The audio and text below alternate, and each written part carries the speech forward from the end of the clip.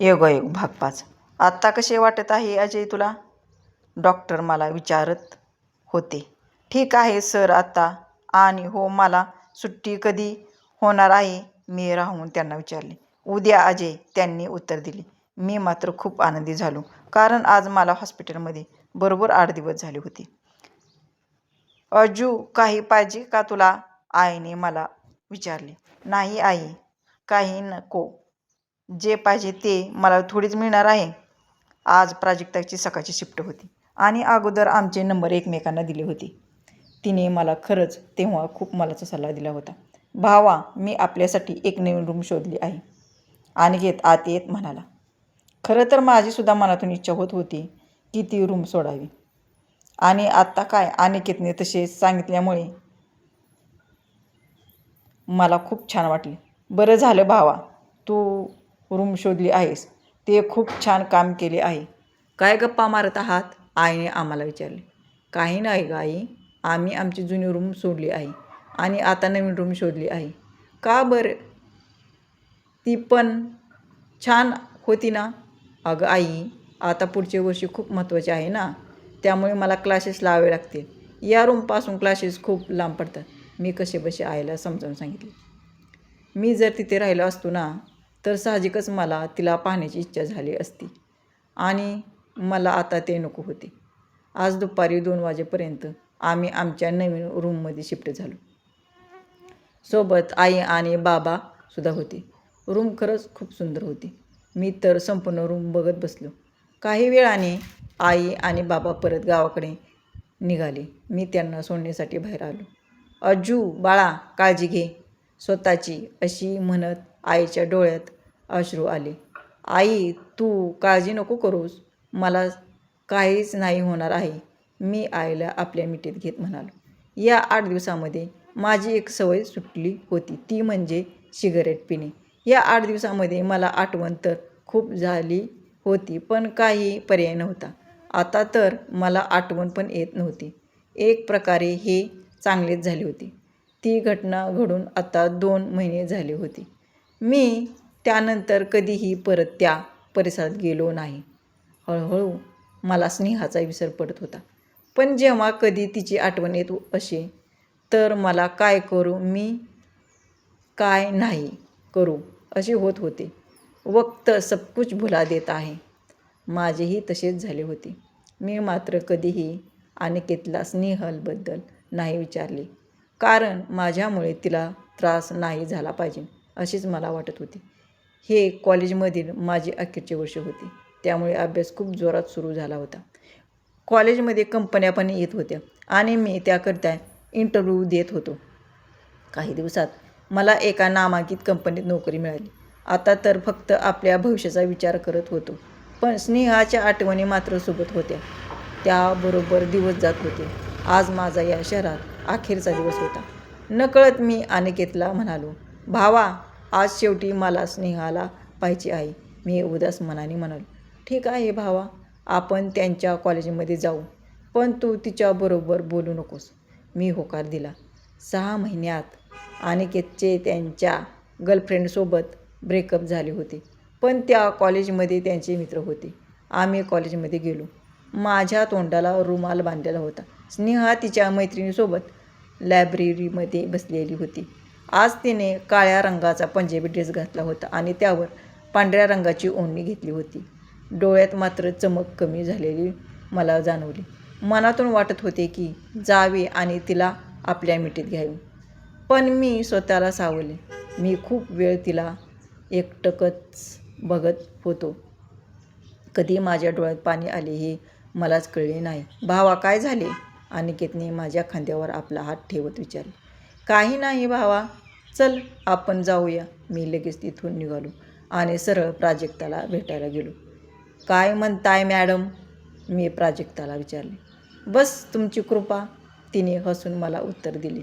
चल मग येतो आम्ही.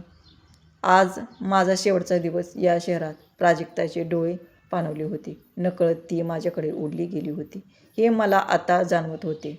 माझ्या मनात मात्र तिच्याबद्दल अशी काही भावना नव्हती, पण आज तिच्या डोळ्यात मला काही वेगळे जाणवत होते.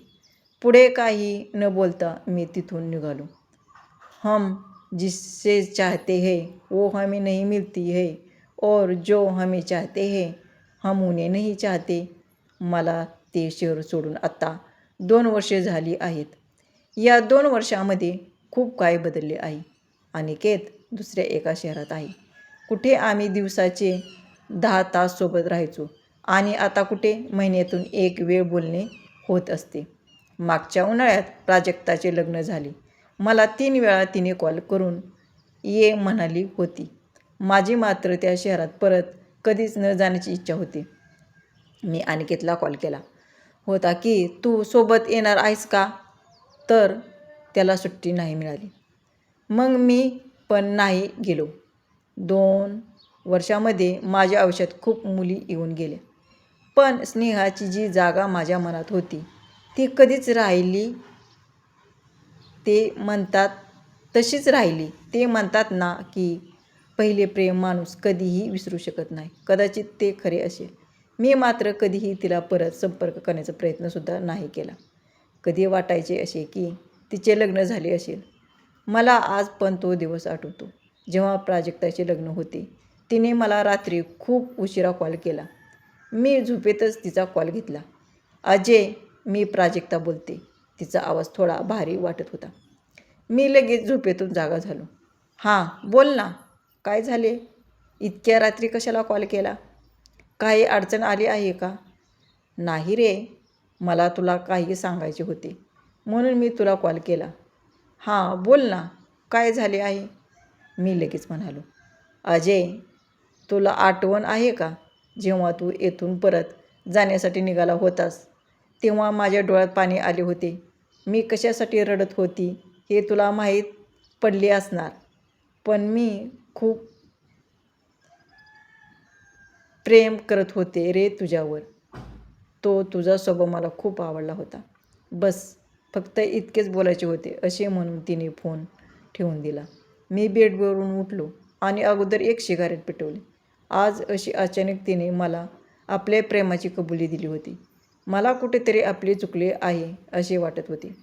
पण जर मी माझ्या मनातून विचार केला तर मी बरोबर होतो. असे नसते की फक्त मुलेच प्रेम करतात. कधीकधी मुलीचे प्रेम हे त्यापेक्षा खूप मोठे असते. फक्त प्रश्न असतो तो या समाजाचा. खूप दिवसांनी मला स्नेहाची आज आठवण आली होती. ते तिचे हसणे आणि मला वळून बघणे. सकाळ कधी झाली काही माहीत पडले नाही. आज झोप न झाल्यामुळे मी माझ्याच विचारात होतो. ऑफिसमध्ये थोडा शांत राहिलो. काय झाले अजय, आज खूप शांत दिसत आहेस? मला अखेर रोहनने विचारले. अनिकेत नंतर हाच माझा खरा मित्र होता. काही नाही यार, अशीच आज तब्येत थोडी बरी वाटत नव्हती. मग एक काम कर, आज ऑफिसमधून लवकर जा. मी पण त्याला होकार दिला. आता आई आणि बाबा माझ्या लग्नाचा विचार करत होते. मी पण त्यांना इतकेच म्हणालो, तुम्हाला जी मुलगी आवडेल मी सुद्धा तिला पसंत करेन. नाहीतर आजच्या जमान्यात कुठे असे पाहायला मिळते. प्रत्येक मुलगा हा आपल्या मनाने वागतो. त्याचा परिणाम म्हणून सासू आणि सुनेचे पटत नाही. मला हे काही नको होते. त्यामुळे मी होकार दिला होता. आज रविवार होता त्यामुळे मी थोडे उशिरा उठलो होतो. मस्तपैकी एक कॉफी तयार केली आणि शांतपणे कॉफी पीत बाहेर बघू लागलो. तेवढ्यात माझा फोन वाजला. मी बघितले तर तो आईचा होता. काय करत आहेस अजू, आईने मला विचारले. काही नाही ग आई, कॉफी पीत होतो. अरे तुझ्या मामे भाऊ नाही का अभय, त्याचा साखरपुडा आहे परवा. मग तू येणार आहेस का, आईने मला विचारले. बघतो आई सुट्टी मिळते का, नाही तर तुला कळवतो असे सांगून मी फोन बंद केला. खरं तर माझीसुद्धा घरी जाण्याची इच्छा होती. मी लगेच ऑफिसमध्ये मेल टाकून 3 दिवसाची रजा मंजूर करून घेतली. विचार केला उद्यापेक्षा आपण आजच घरी जाण्यासाठी निघूया. आई आणि बाबा यांना सरप्राईज पण देता येईल. मी लगेच माझे सामान पॅक करणे सुरू केले. मला रेल्वेने प्रवास करणे सुरुवातीपासून खूप आवडते. त्यामुळे मी घरी रेल्वेने निघालो. स्टेशनवर आलो आणि तिकीट काढले. गाडी येण्याकरता थोडा वेळ होता. टाईमपास म्हणून एक पुस्तक विकत घेतले. वाटेत वाचण्याकरिता. अहो दादा, थोडे बाजूला उभे राहता का? माझ्यापेक्षा सरासरी 8-1 वर्षांनी मोठी असलेली स्त्री होती. हो ताई, या आतमध्ये. मी बाजूला होत त्यांना म्हणालो. मी खिडकीजवळील सीटवर बसलो होतो, तर त्या ताई माझ्यासमोर. त्यांच्यासोबत आणखीन एक स्त्री होती. मला वाटले ती त्यांची मैत्रीण असणार. असो, मला काय करायचे? मी आपले पुस्तक वाचण्यात मग्न झालो. गाडी सुरू होऊन जवळपास 1 तास झाला होता. तेवढ्यात त्या ताई माझ्यासोबत बोलल्या. अहो दादा, हे घ्या पुरणपोळी, घरची बनवली आहे. त्यांनी आपला हात समोर करत मला विचारले. अहो नाही ताई, असू द्या, मी नाश्ता केला आहे. मी त्यांना नकार दिला. त्यावर त्या दुसऱ्या ताई मला म्हणाल्या, अहो दादा, यामध्ये विष नाही आहे.